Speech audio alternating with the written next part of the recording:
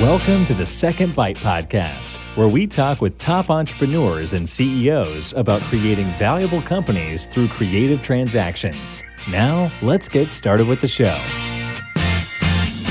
So we are back at the Second Bite podcast. I am excited today to have the founder and CEO of the Inc. CEO Project, Jim Schleckser, with us. Jim, thank you so much for being on board today. Todd, thanks for having me on board. Should be fun.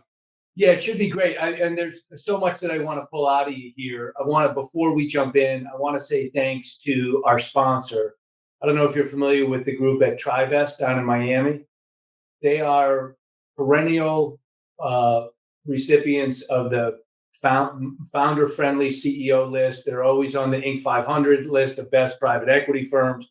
They've done over 300 transactions. They've got 3 different funds down there, and they've got a system that really helps CEOs that they work with to grow a business to wherever it is that they want to get their business to. Nice. A little bit more financially oriented than you are procedurally oriented, but they're a great group of people, the people at Trivest. You can find them at trivest.com. You can go to trivest.com/second bite, and they've got some information and things there for our listeners and readers. So I'm Jim, you and I have known each other for a while in and about the Washington, D.C. area. I'm thrilled to be able to pick your brain a little bit because this will be in our CEO support series, and I know that it'll be very helpful. So why don't we start at the beginning? The Inc. CEO Project makes me think about Inc. magazine. So maybe you could tell me about the relationship there and kind of tell me about what the company does and who it does it for. Yeah. So we help CEOs. We help CEOs grow their business. And we do that through 2 elements. One is one-on-one advisory combined with a CEO peer group. So if you're looking for a CEO peer group, we're going to be with peers your size. And that's one of our key differentiators, that we put them with relatively similarly sized companies, which is unusual. Most peer group companies don't do that. And we're all about growth. And that's the relationship with Inc. magazine. A few years back ago, I talked to Inc. and said, look, you're all about entrepreneurs and growth. So are we. We do things you're never going to do. You do things we're never going to do. But that sounds like a great partnership. And it has been for, almost 14 years now that we've had the Inc. name in our name. And it's been a great relationship. I work with some of their executives. I write a column for Inc. And obviously, we're deeply involved in the Inc. 5000 as well. So that's where the Inc. element comes in, mostly because we're both focused on growth, entrepreneurial CEOs. And for somebody that doesn't know, I know the Inc. CEO Project from our relationship. I also know about YPO and I know about Vistage. Yep. How are you guys different there? Yeah, we would. This is my positioning, so take it with a slight grain of salt. But YPO is an amazing business fraternity. You want to meet great people, go to great parties, go join YPO. Awesome answer. If you're below $20 million of revenue, Vistage is a great option because we only get interested above $20 million of revenue. We're looking for somewhat larger, somewhat more sophisticated CEOs on average, but they are great if you're a $5-10 million CEO. Vistage is a great place to go. But I think what we see is people, as they grow, they graduate out of their Vistage group and they come to us. So if they're 101, we'd like to position ourselves as 301 or 201 business, a little more sophistication, a little more going on. And the coaches we put against it line up with that. They're all former CEOs of larger companies. So they come to the table with real knowledge if they're going to be your advisor. I think that's one of the things I hear as I don't know, criticism or feedback. Yeah, I think you get to a certain level, you don't want to work with a consultant, right? You want to work with a peer. You want to talk to peers. You want people that experience the same challenges and struggles. Is that a fair assessment? Yeah, I mean, I think consultants are great for sort of interventional stuff. Like, I got a thing I got to do and I need help, right? I need to improve my data analytics. I need to deploy a quality system. I need to whatever. Hire a consultant because they come in, they do their thing, and then they leave. If you want to build, something, an infrastructure around yourself, a mastermind group, to go back to Napoleon Hill and Think and Grow Rich, that's a CEO peer group. People that are totally committed to your success. They got no agenda. They're smart and capable. And that's what we put around these people. I mean, our goal is they walk into the room and they meet the CEOs are going to be with. And they go, holy moly, these are all really switched on people. I'm going to have to bring my A game to stay with them. And if we do it right, that's the experience. So I think about that, and I think about a really successful guy or woman Yep. doing 15, 18, whatever million of revenue. And then they get, let's say, then they come on board with Inc. CEO Group. What are two or three of the big things that they realize, wow, I gotta up my game in these two areas? Yeah, at that size. And so what we see are the issues facing CEOs repeat based on size and complexity. So as we get bigger, they have different challenges. But at that size, usually one is I'm still involved in running the business. So I'm CEO and marketing person, biz dev person, engineer, accountant, whatever it happens to be, which is what you had to do when you were 5 or 10 million, but they don't get out of that role. So they're still doing two jobs, which means the company really doesn't have a full CEO. So that's one thing we're always working on is let's get you out of player mode. Let's get you into CEO mode at about that 15, $20 million level. That's a very, very common thing. And the second one is, well, maybe I'll give you two. One is holding your executive team accountable is always a big issue, right? So as they just struggle, because these people trusted him, they've been with him from the beginning, but to hold them truly accountable to operate at the next level up, they just struggle to have a system to get that done. So we're always helping them on here's how you hold your team accountable. Here's what good looks like. And frankly, which leads to the third item, sometimes the guy that or gal that got you from 5 or 10 to 15 is not the person to bring you to 30 or 50. And we got to part ways or shrink the job or we have to do something different. And it's super hard because like they trusted me when I was $5 million and it was me and a dog and a phone and nothing, right? Now I'm going to fire him. Like, yeah, if you want to be $50 million, sometimes that's got to happen. So that's always really painful. And right about that size, it shows up, more often than you'd like to admit. And do you just kind of help coach them through that because each one is uniquely different, or is it the same problem over and over again? You got a system to solve. Um, there are patterns that repeat. So everyone's got its own unique little hair on the dog that we got to deal with. But usually it's somebody was with you for a while. The business grew, they didn't.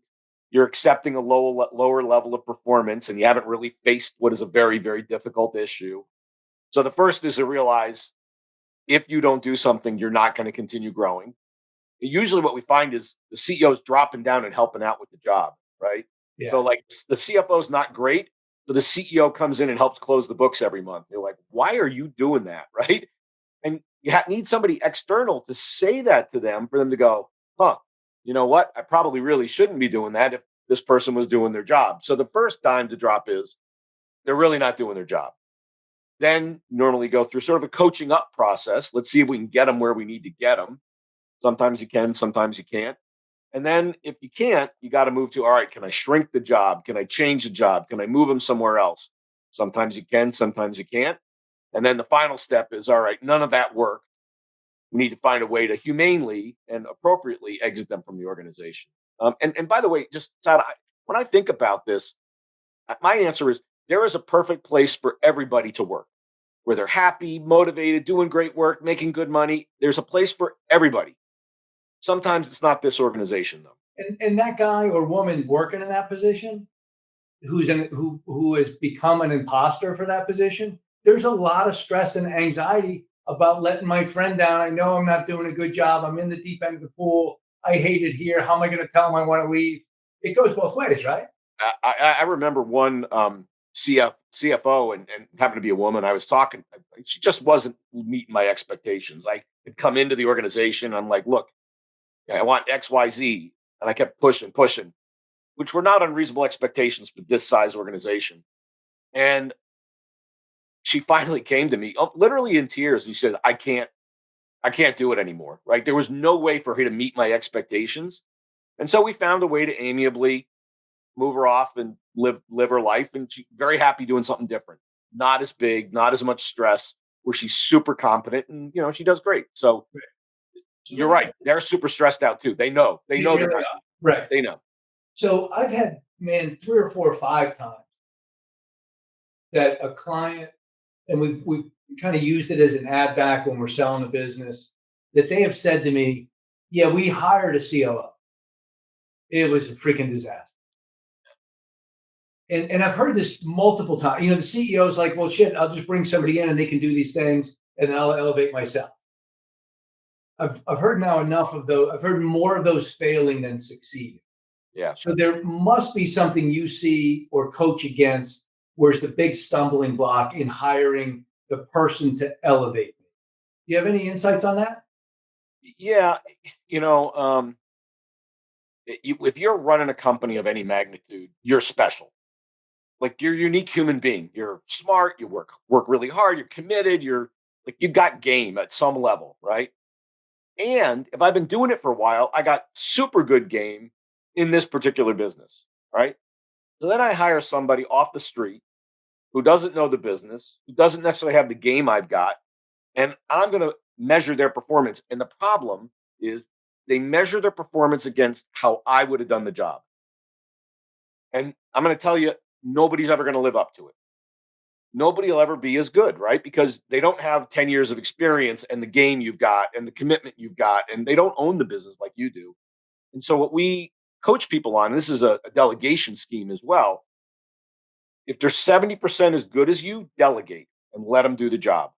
70%. And most CEOs are looking for 100% of what I would do. Right. Yeah. And you're toast. You're toast before you start. And so it's about expectation setting and then figuring out how do I give them education or coaching to get that last 30%.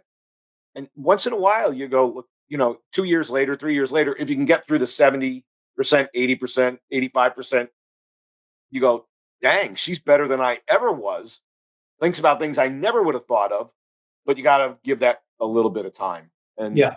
so that's the reason why is that it's an expectation problem, I think, as opposed to a people are stupid problem, right? It's not that. They're Right. capable. They're not you. Yeah. Great point. So as you know, a lot of the people listening are in a transaction or thinking about a transaction kind of somewhere down the road. I know you personally have been involved both buy and sell side. Yep. Are there things that buyers look for and value a lot that enhances the value of a business that a lot of CEOs, let's say in that 10 to $20 million range, just don't realize that somebody in a larger organization or that a buyer does realize and values a lot? Yep. And so we end up doing coaching around getting ready for sale, positioning to sell a lot. And I'm going to tell you the one thing you could do. If I did nothing else, I did this one thing, you make your business more valuable. Increase the percentage of recurring revenue. Contractually obliged, long-term committed revenue. If you've got 20%, that's better than 10. 40 is better than 20. 100 is awesome, right? Yeah. And when you look at the crazy valuations like on software as a service or fintech or some of these spaces, it's not because they're like amazing businesses. It's because they've got massive amounts of recurring revenue. So I'll give you an example.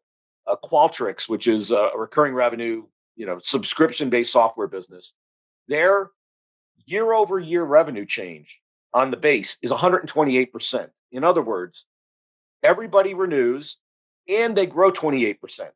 So think of me as an investor. I go, so you did 100 million last year, and I know you're going to do 128 million if you just show up to work, right? Plus whatever growth you add on top of the business. Like that's a great business. And so recurring revenue is absolutely number one. And maybe I'll give you two others. So that's fundamental. In fact, I remember one private equity firm I used to work with, they had bumper stickers put together that goes, I heart recurring revenue. Yeah. It was their whole investment thesis, right? Everybody does. Yeah. So let me ask you, so go to the other 2 points and I got a couple. Sorry. Management team, quality of the management team. This is particularly true if you as the founder owner want to exit on the transaction. Then when you do the management presentation, you better not be the person doing all the talking. Right. So if you are sitting in the back of the room, everybody else is doing a great job. They're covering all the issues. They're answering all the questions. They don't need your help. When you say, by the way, I'm going to take the check and I'm going to Aruba, the buyer goes, okay, I can handle that. If on the other hand, you're doing all the talking, answering 80, They go, there is no chance you're leaving this business, dude. Like it's not happening, right? And then maybe the last one is scalability of the systems you've got in place. You put in the right computer systems, the methodologies. If you're at 10, I can see how you can go to 20, and I don't have to put a whole bunch of money into the business to get it to 20. That's what an investor likes. So those So would be a couple that are high on my list. yeah, that's really helpful. Let's talk about recurring revenue for a second. Yeah. So I've got 20% recurring revenue. How do you see things that work well that help me get it to 30 or 40 or 50% recurring revenue that you could share? Yeah, and this depends a lot on the business. Okay. So one is if I'm a product company, I want to wrap services around the product that I sell. The GE did this a bunch of years ago. They had this whole theme of drive to services. But if you look at like Best Buy, picking on them, right? When you check out at Best Buy, you're buying your big screen TV. At the checkout counter, they say, "Would you like a maintenance program with that?" Right? Yeah. Do you know what percentage of Best Buy's profit is driven by those maintenance programs? A big number? 85%. Is it really? They make no So- damn money on the TV. Yeah, yeah. It's commoditized. I can buy it on Amazon. I can buy it at Best Buy. I buy it anywhere. That maintenance that long-term 3-year revenue stream is massively profitable, drives the whole damn business. So if I'm a service business and I'm Yep. project based, Yep. any thoughts on how I elongate that into either multi-year or service? Yeah, you have to repackage. Yeah, this is about packaging if it's a service business, right? So if I deploy, let's say I help you improve your data analytics, right? I do a project to improve data analytics. You might need ongoing training. You should sign a subscription to me. You may need upgrades to the software or modifications, or you should have a maintenance contract with me. So I think you've got to design products that are related to the service you offer to extend it into long term. I'll give you another sort of fundamental way on services. When we have clients in this space, we talk about the ideal customer journey. They go, what is that? I go, well, a normal good customer, what's the first thing they buy? Oh, well, they buy an assessment. Great. What do they do next? Then we do a session to align the management team and really figure out the strategy of how to deal with the assessment that we came up with. Great. What's next? Well, then we'll normally get engaged to train the middle management and have them understand it. And then if it really goes long, we go all the way down. We train the frontline workers too, right? And like we sell them, and then we go back and we try to sell the second one. Sometimes we get it, sometimes we don't. So in that case, that particular client that I'm thinking of, we said, stop it. Sell the whole package. Don't sell them piecemeal. Yeah. So, they went from the average sale price going from maybe 100, 200,000 bucks to $1.7 million. Their backlog shot through the roof, and they had visibility. And it used to be they'd be like, all right, it's April. I got $400,000 laid down. I got to go find 200,000 I can bill and book in the month, right? And no client, I'm booked out for 3 months ahead of myself, and I know I got a half book going forward, right? and the client doesn't want to buy piecemeal. They want to buy a solution, right? And it's all about how they packaged it and sold it, right? They showed them the vision. Look, here's where you're going to go. Let's just set that up, because if I sell you part of it, you won't be happy because you're not going to get the result you're after. Right. This is about delivering the result you want. And so I've got a guy I work with that talks about don't sell the product, sell the result. Also, as a service deliverer, be accountable to deliver the result. The work is not done when I deliver the work. The work is done when the client gets a result. And if you think like that, you can sell a bigger, longer term engagement. You know what else I find too? So when we're selling a business, recurring revenue always makes it better.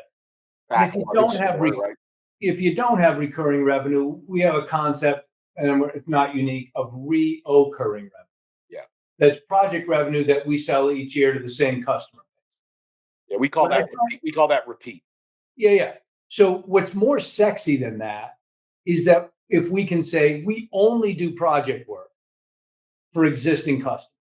Yep. So to follow up on your point, even if that that maintenance agreement you talked about, even if that is a relatively small amount, the fact that you've got a relationship, an ongoing relationship, and then you just hit it with projects along the way, from a buyer's perspective, they see a much stickier and more valuable revenue stream.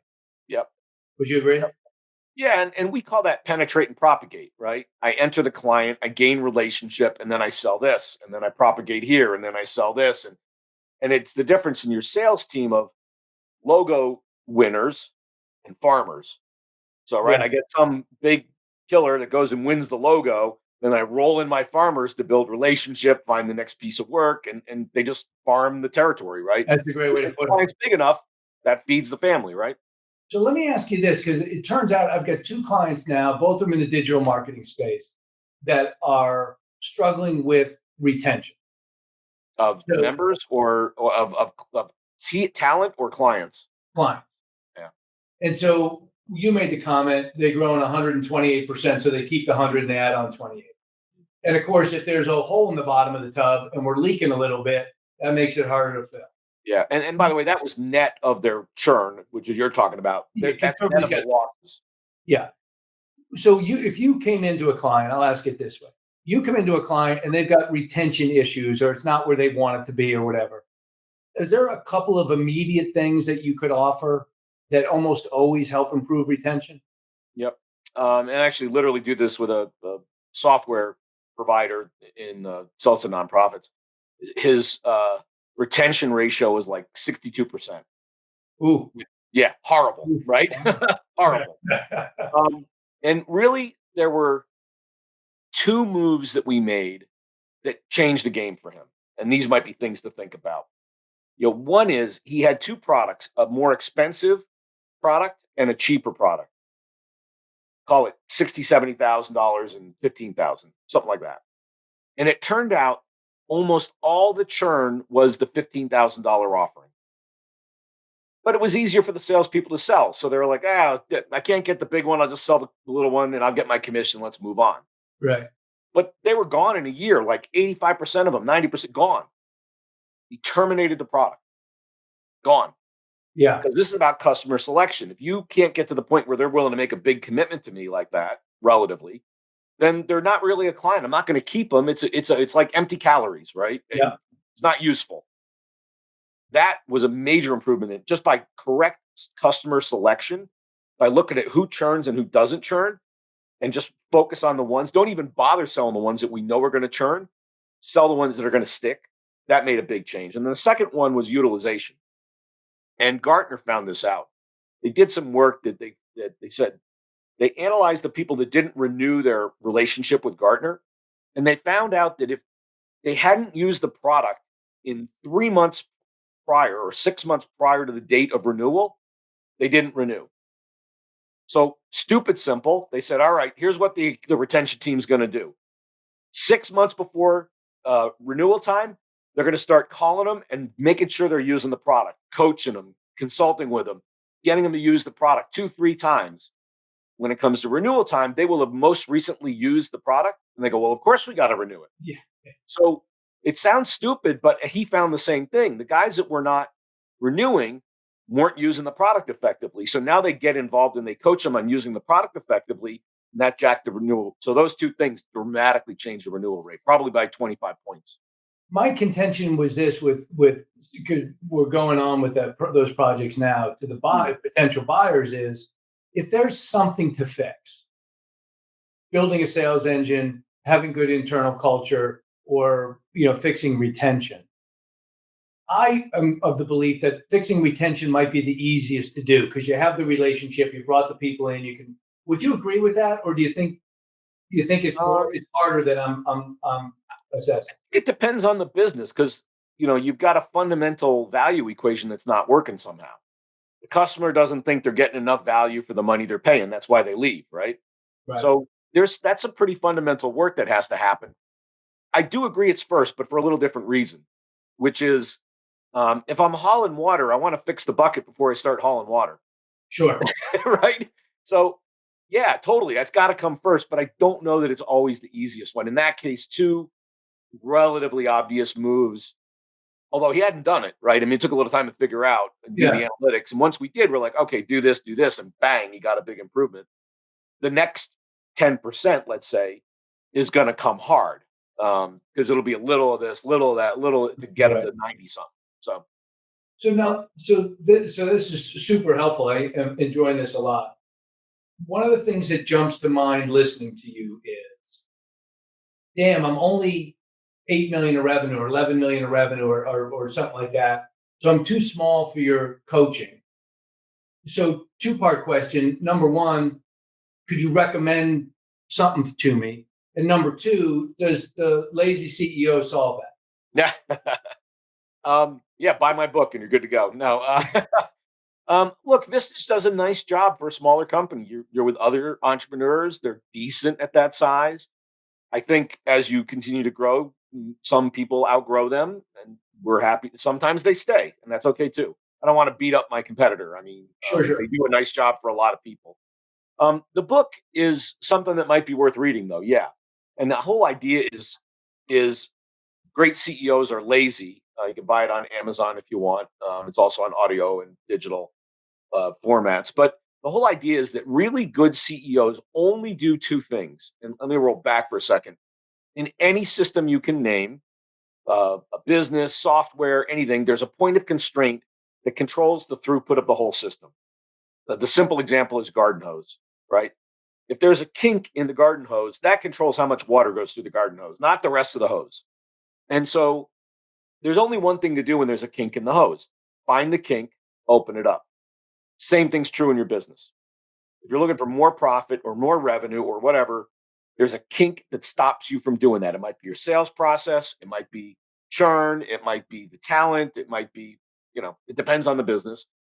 Your job as a CEO is to figure out what it is and fix it.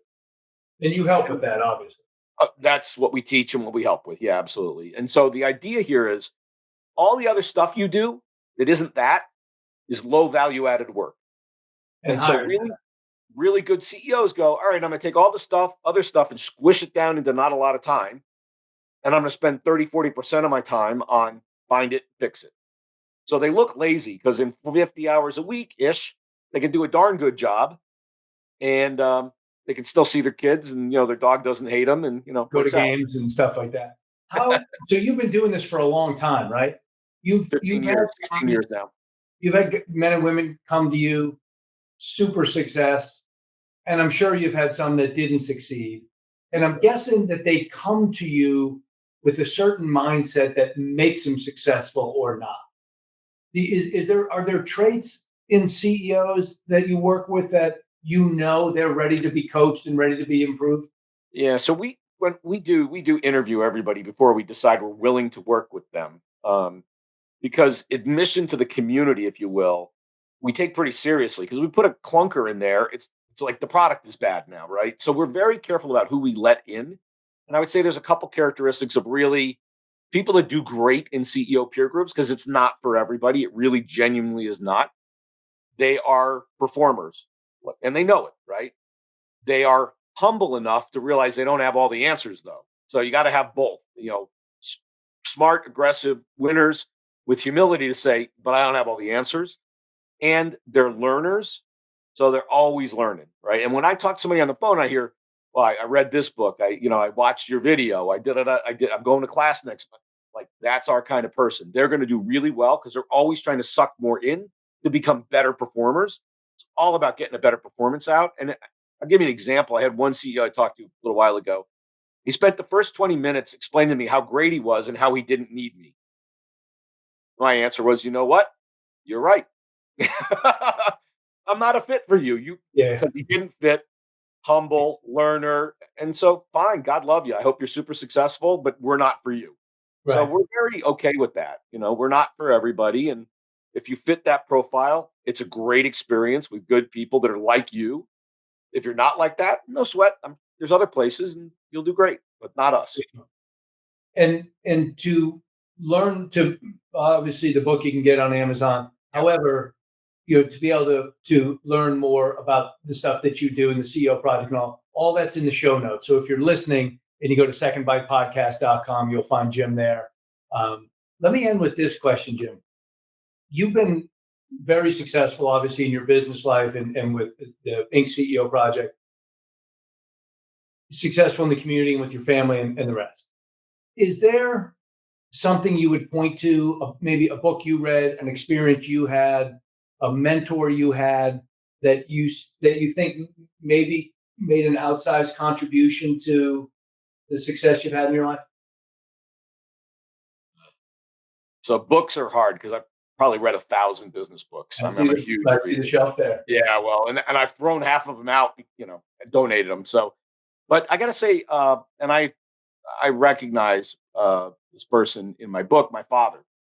My father, he's passed away, unfortunately, but gosh, I love talking business with my dad. I loved his insight. I'll give you a quick example of him.